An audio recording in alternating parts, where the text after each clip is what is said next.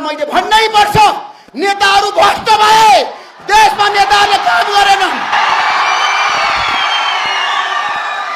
नेताहरू इमानदार भइदिएको भए आज भारतले प्रगति गर्यो, चीनले गर्यो, मलेसियाले गर्यो, सिङ्गापुरले गर्यो, जापानले गर्यो, दक्षिण कोरियाले गर्यो, नेपालले किन गरेन?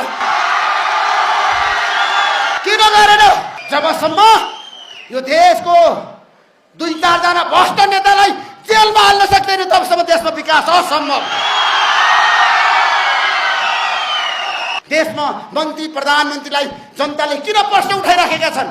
उहाँहरू असल भइदिएको भए आज हामीले प्रश्न उठाउनु पर्थ्यो। नेताहरू इमानदार हुनु पर्यो, नेताहरूमा नैतिकता हुनु पर्यो, नेताहरूमा देश प्रेम हुनु पर्यो, राष्ट्र प्रेम हुनु पर्यो र नेताहरू कार्यकर्ताको होइन जनताको हुनु पर्यो। जनताको। मेरो बुवाले भन्नुभएको थियो, बाबु त ठुलो मान्छे होइन असल मान्छे बन, राम्रो काम गर।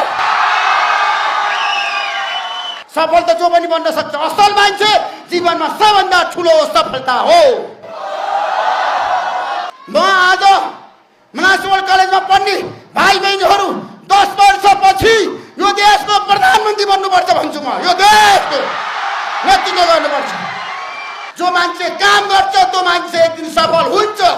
काम गर्नुस्, इमानदारिताका साथ काम गर्नुस्। किताबको किरा भएर मात्रै हुँदैन, तपाईसँग ज्ञानै ज्ञान चाहिन्छ, ज्ञानै ज्ञान। आज पनि म भन्छु डिसिप्लिन हो, अनुशासन। जबसम्म मान्छेमा अनुशासन हुँदैन त्यो मान्छेले कहिल्यै प्रगति गर्दैन।